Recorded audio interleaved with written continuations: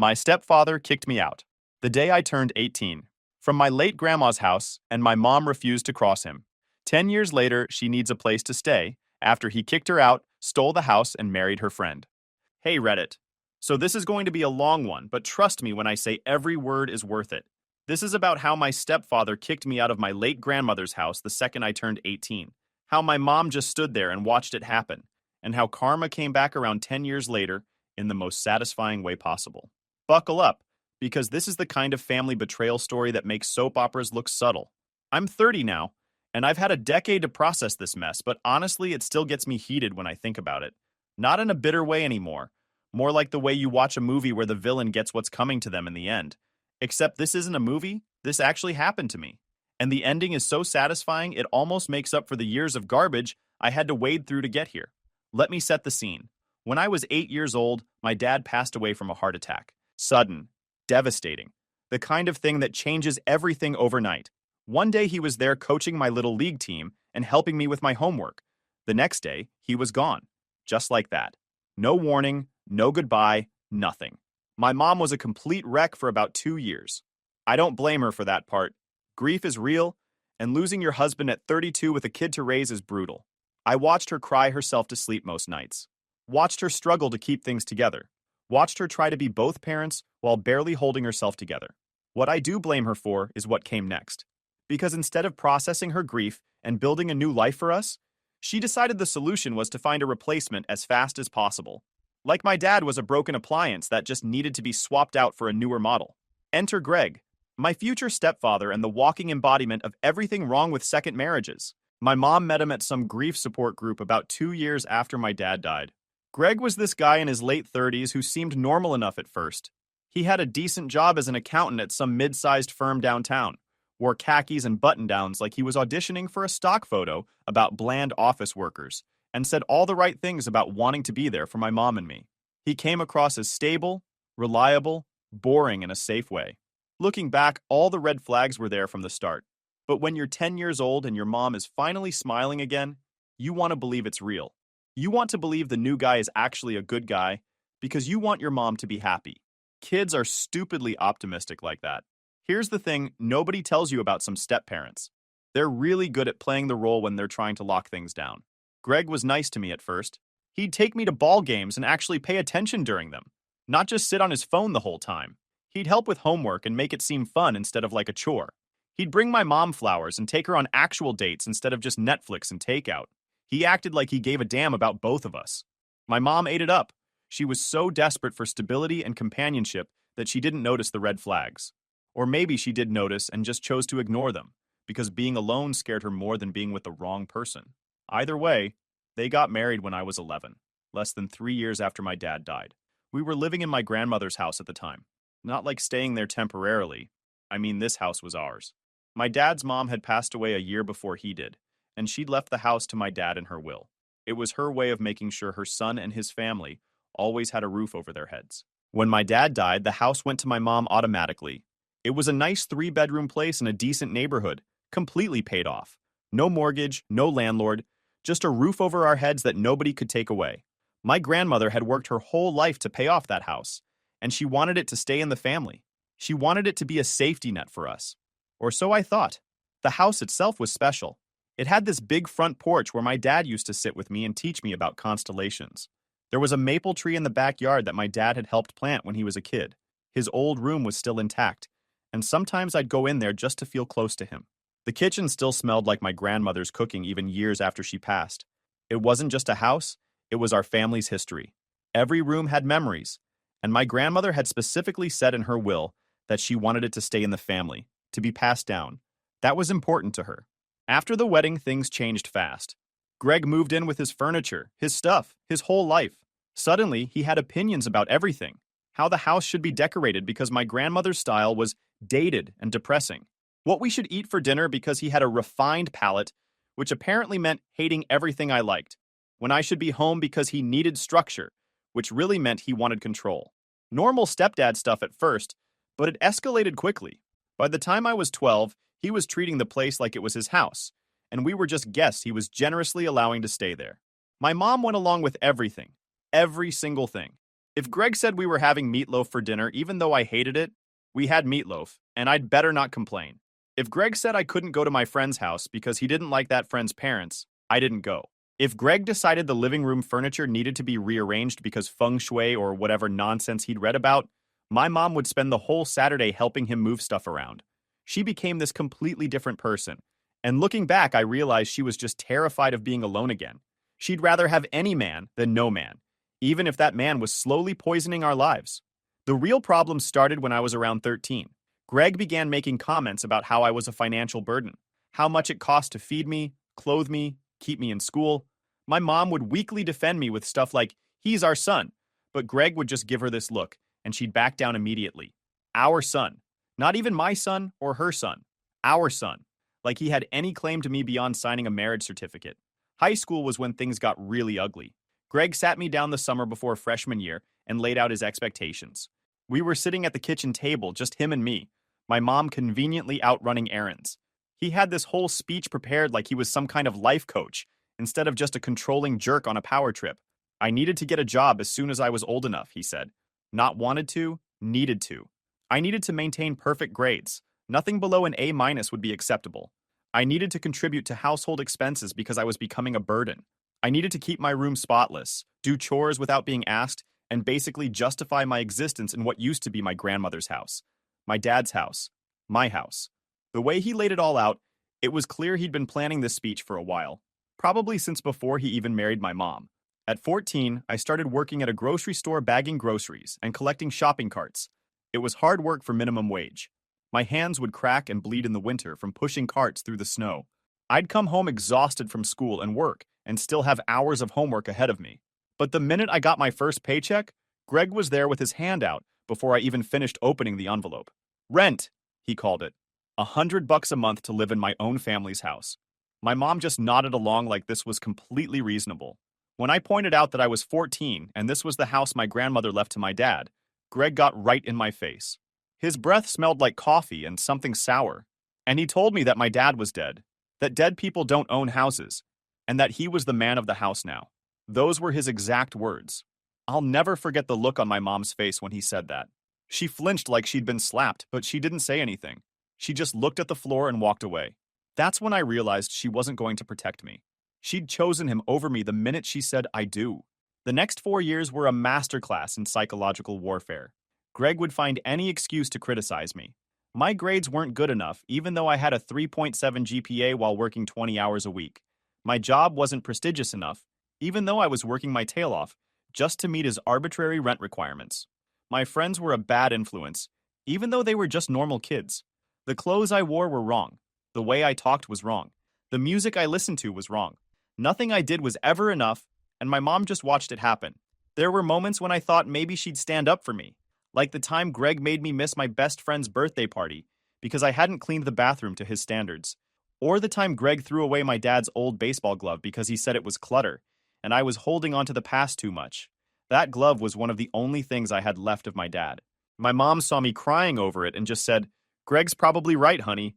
Sometimes we need to let go of things." But here's where it gets really messed up. About 2 years after Greg moved in, he convinced my mom to put his name on the house deed. I didn't find out about this until way later, but apparently he spent months softening her up for it. He'd talk about how they were a team, how marriage meant sharing everything, how it was important for tax purposes and estate planning. He made it sound like he was being responsible and forward-thinking. My mom signed the papers without even reading them properly or consulting a lawyer. Suddenly, the house that my grandmother had left to her son was 50% owned by a guy who'd known us for less than 3 years. A guy who'd contributed exactly $0 to the mortgage because it was already paid off. A guy who saw me as competition instead of as her child. I didn't find out about this until later, but it becomes important. Trust me. Because Greg didn't add his name to that deed out of love. He did it because he was planning something. Even back then, he was setting up his exit strategy. The tension in that house was thick enough to cut with a knife by the time I hit 17. I was counting down the days until I could leave. I had a plan. Graduate high school, work full-time for a year while going to community college, save up enough for a cheap apartment, and then transfer to a 4-year school.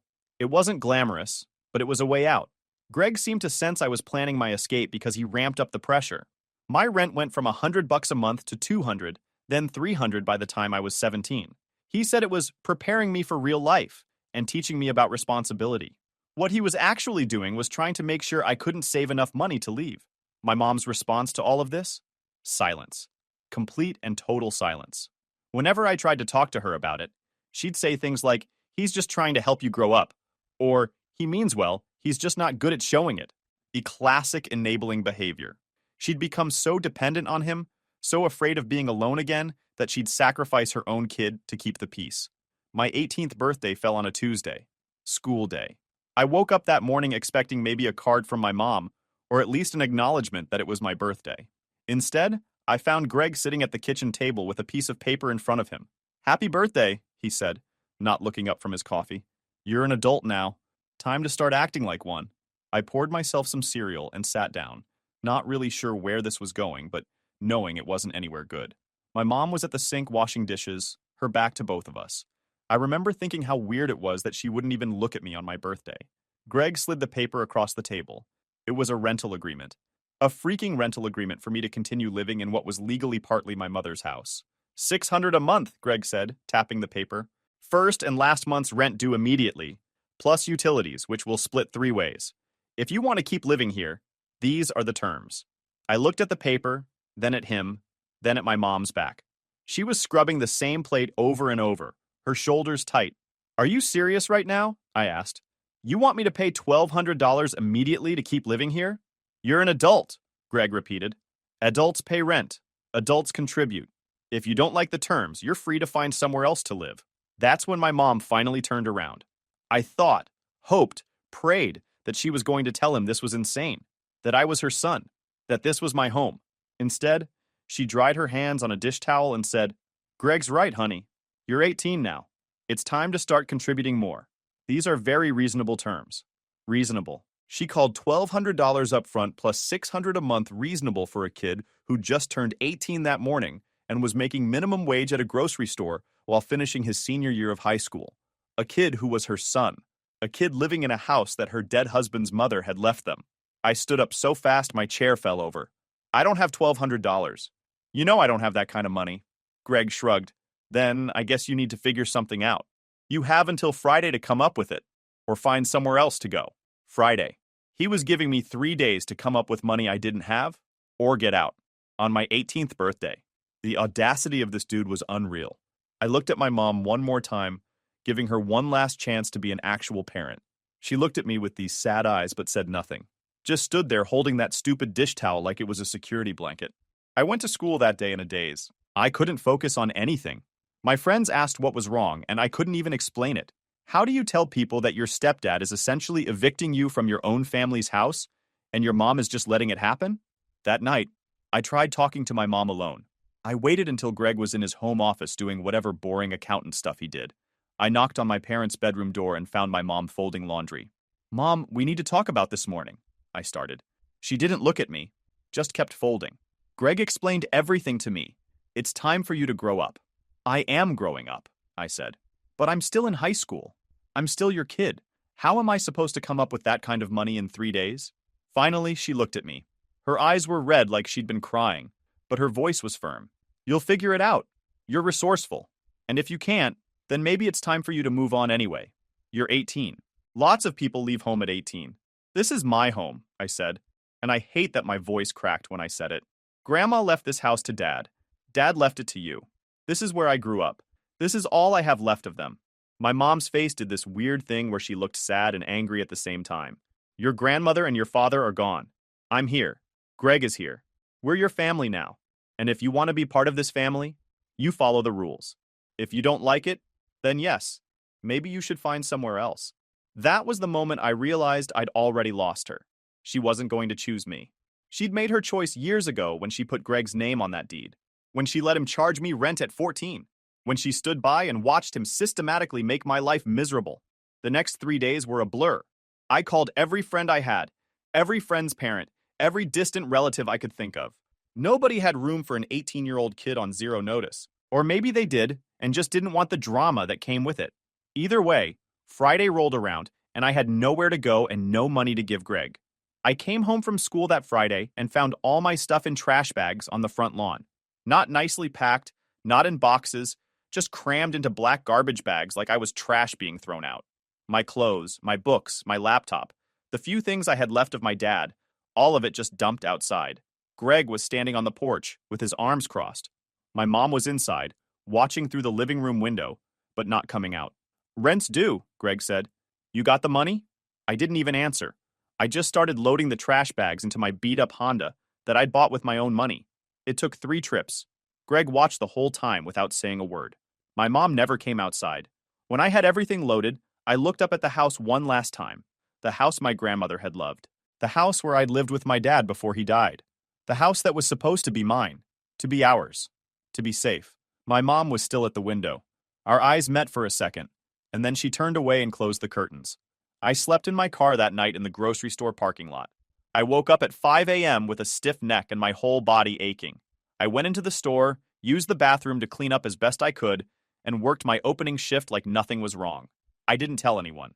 What was I going to say? That my stepdad kicked me out and my mom let it happen? For the next 2 months, I lived in that car while finishing my senior year of high school. I showered at the gym at school. I did homework in the library until it closed. I worked every shift I could get at the grocery store. I saved every penny. When people asked where I was living, I lied and said I'd moved in with a friend. I graduated high school that June with honors. Neither my mom nor Greg came to the ceremony. I don't know if they even knew when it was. I sat in the parking lot after graduation, still in my cap and gown, and cried for the first time since I'd turned 18. Not because I was sad, but because I'd done it. I'd survived. They'd tried to break me, and I'd refused to break. By the end of that summer, I'd saved up enough for first and last month's rent on a studio apartment in a sketchy part of town. It was small and the neighborhood wasn't great, but it was mine. I started community college that fall, taking classes at night while working full-time at the grocery store during the day. It was brutal. I was exhausted all the time, but I was free. My mom reached out once during those first few years, called my phone from a number I didn't recognize because I'd blocked her regular number. I answered without thinking and heard her voice. "Honey," she said, and she sounded tired. "I just wanted to see how you're doing." I hung up without saying a word and blocked that number too. I didn't hear from either of them for 10 years. 10 years of building my life from nothing. I finished community college with a 4.0 GPA, making Dean's List every single semester. It wasn't easy. I'd be in class taking notes while other students were complaining about how hard their lives were, living in their parents' houses rent-free, and I'd want to laugh. They had no idea what hard actually looked like. I transferred to a 4-year school on a combination of scholarships and financial aid. Every application, every essay, every interview, I had to explain my situation without making it sound like I was looking for pity. I got good at telling the story in a way that made me sound resilient instead of abandoned. I got a degree in electrical engineering because I was good at math and science, and because it paid well. I wasn't following my passion or chasing a dream, I was being practical. Dreams are for people who have safety nets. I landed a good job at a manufacturing company right out of college. Started as a junior engineer making decent money, way more than I'd ever made bagging groceries. I worked my tail off, put in the hours, took on the projects nobody else wanted, made myself indispensable. I worked my way up to senior engineer within 5 years. I saved money like my life depended on it because for a long time, it kinda did. I bought a small house in a decent neighborhood when I was 27. Not huge, not fancy, just a 3-bedroom ranch that needed some work, but had good bones. It was mine. Completely mine. No Greg, no mom, no drama, just mine. I met someone along the way. Her name is Jennifer, and she's a social worker who actually gives a damn about people. We met at a community event, started talking, and she made me laugh for the first time in what felt like years. When I finally told her my story, she cried. Actually cried for the kid I used to be. Then she got mad on my behalf, wanted to track down my mom and give her a piece of her mind. I told her it wasn't worth it. Some bridges are better left burned. We got married 2 years ago in a small ceremony with our friends. No family on my side, obviously. Her parents were great, though, treated me like the son they never had. It was weird at first, having parental figures who actually cared, but I got used to it. I built a life that had nothing to do with my past. I had friends who didn't know about my history. I had a career I was proud of. I had a wife who chose me every single day. I had a house that was mine. I'd done everything Greg and my mom said I couldn't do. I'd proven them wrong in every possible way. And the best part? I did it all without them. They got zero credit for the man I became, because they contributed nothing but trauma and life lessons on what not to do. Last month, I got a call from a number I didn't recognize. Usually, I don't answer those because who actually answers unknown numbers anymore, except old people and people expecting important calls? But I was waiting for a call from a contractor about some electrical work on the house. The wiring in the basement needed updating, and I'd gotten a quote the day before. So I picked up. Baby, it's Mom. I froze. 10 years of silence, and now she's calling me baby like nothing happened. Like she didn't stand there and watch her husband throw me out on my 18th birthday. Like those 10 years were just a brief intermission in our relationship, instead of a complete severing of ties. Why are you calling me? I asked, my voice flat. No emotion, no greeting, just a straight question. She started crying immediately. Full waterworks, the kind of crying that's designed to manipulate. Oh, honey, it's so good to hear your voice. I've missed you so much. I think about you every day. Right. She thought about me every day, but couldn't pick up a phone for 10 years. Couldn't send a text. Couldn't reach out when I graduated college, or when I got married, or when I bought my first house. But now, right now, she missed me so much she just had to call. The timing seemed awfully convenient. Why are you calling me? I repeated slower this time, emphasizing each word so she'd understand I wasn't here for a tearful reunion. I was here for information. Through the tears, the story came out. And honestly, Reddit, I wish I could say I felt bad for her. I really do. Part of me wanted to feel sympathy, wanted to be the bigger person, wanted to rise above, but all I felt was a cold, dark satisfaction.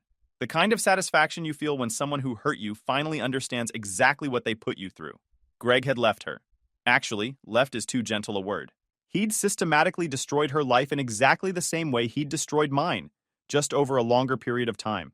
He'd been playing the long game, setting up his exit strategy for years, and my mom had been too blind or too scared to see it coming. About 2 years after I left, Greg had convinced my mom to refinance the house, told her they could use the equity for home improvements, maybe take a nice vacation to Hawaii they'd always talked about.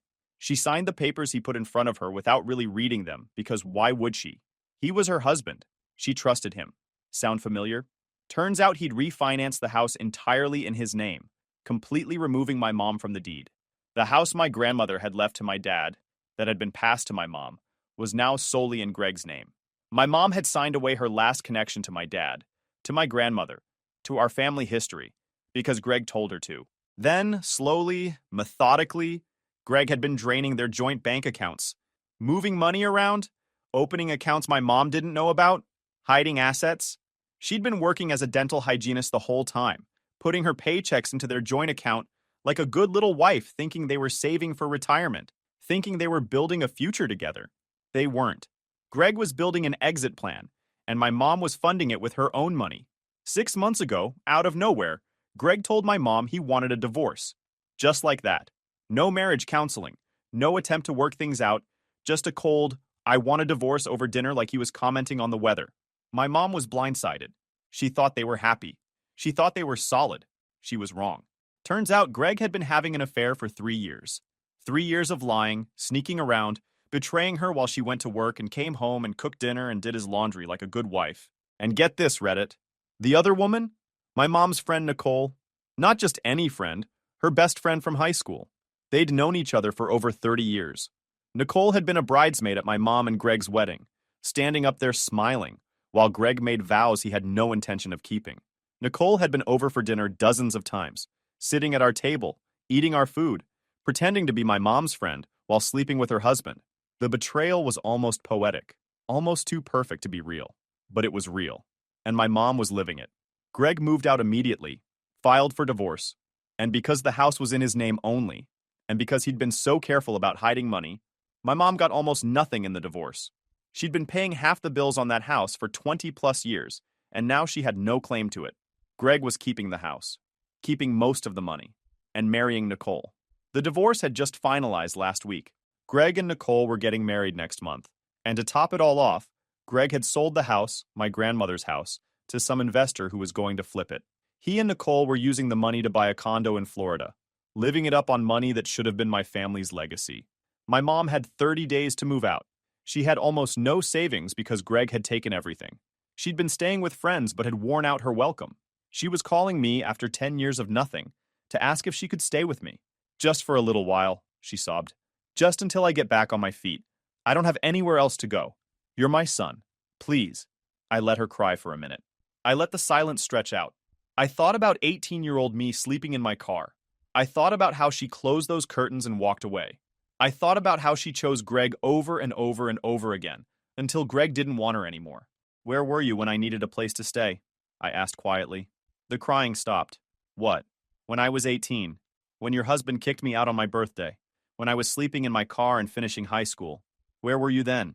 That was different, she started. How was it different? You were young. You were resilient. I knew you'd figure it out. I laughed, and it wasn't a nice sound. I was your child. I was sleeping in my car, and you closed the curtains and walked away. I didn't know what to do, she said, and her voice got defensive. Greg was my husband. I had to support my husband. That's what marriage means. And being a mom? What does that mean? Silence. You chose him, I continued. Every single time you chose him. When he made me pay rent at 14. When he took my grandmother's house and put his name on it. When he kicked me out with 3 days' notice. Every time you chose him. And now that he's done to you what he did to me, now you want me to choose you? Please, she whispered. I made mistakes. I know I made mistakes. But I'm your mother. I gave birth to you. I raised you. That has to mean something. It did mean something, I said. Right up until you stood there and watched him throw me away like garbage. You want to know what you taught me that day? You taught me that blood doesn't mean anything if people aren't willing to show up for each other. You didn't show up for me. Why would I show up for you? So that's it? You're just going to leave me with nothing? Leave me homeless? I'm not leaving you homeless, I said calmly. You're leaving yourself homeless. You had a house. A house that your dead husband's mother left you to take care of your son. You gave that house to a man who didn't love you. You chose him over your son. Now you get to live with that choice. You're being cruel, she said. No, I'm being honest. There's a difference. You want to know what cruel is? Cruel is a mother watching her husband torment her child for years and doing nothing. Cruel is closing the curtains on your kid when he's loading trash bags into his car. Cruel is waiting 10 years to reach out and only doing it because you need something. I don't have anyone else, she sobbed. Yeah, well, I didn't have anyone else at 18 either. Somehow I survived. I guess you'll have to figure it out too. You're resourceful, right? Isn't that what you told me? I could hear her breathing on the other end of the line, shaky and desperate. What about forgiveness? She finally asked. What about being the bigger person? I forgave you years ago, I said, and I meant it. I had to forgive you so I could move on with my life. But forgiveness doesn't mean I have to let you back in. Forgiveness doesn't mean I have to set myself on fire to keep you warm. I forgave you for me, not for you. So that's your final answer? You won't help me at all? I thought about it for a second. I really did. I thought about offering her money for a hotel or first month's rent somewhere. I thought about offering to help her find resources or a shelter. But then I thought about 18-year-old me, scared and alone and sleeping in a car, and how she could have stopped all of that with one word and chose not to. My final answer is that you made your choices and now you get to live with them, just like I had to live with mine. The difference is I didn't have anyone to fall back on. You taught me that. So I guess in a way, this is me being a good student and applying the lessons you taught me about independence and resilience and figuring things out. You're not the son I raised, she said, and her voice got cold. You're right, I agreed. The son you raised died in a parking lot 10 years ago. The man I am now is someone I built from scratch with no help from you. And you know what? I like him a lot better. I hung up, blocked the number, sat there for a minute just processing. My wife came into the room and asked who I'd been talking to. When I told her, she sat down next to me and put her hand on my shoulder. How do you feel? She asked. Good, I said, and I was surprised to realize I meant it. I feel really good. She nodded. Want to talk about it? I shook my head. Nah, I'm good. That chapter's closed. Here's what I found out later from a mutual contact who still lives in my old neighborhood. My mom ended up moving into a one-bedroom apartment in a rough area. She's struggling financially because Greg took most of the assets, and she can't afford a lawyer to fight it. She's working 2 jobs now to make ends meet. Nicole and Greg got married last month and are currently living in Florida, living off the money from selling my grandmother's house. Reddit, I know some of you are going to say I should have helped her, that she's my mom and I only get one. That being the bigger person means rising above past hurt. And you know what? Maybe you're right. Maybe in some perfect world where I'm a better person, I would have offered her my spare bedroom and worked through our issues, and we would have had some beautiful reconciliation. So that's my story, Reddit.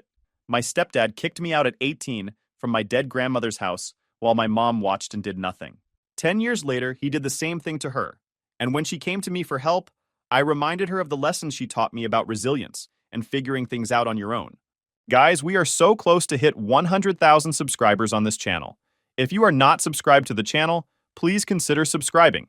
It really helps hit that 100,000 mark. Thanks for making this dream come true.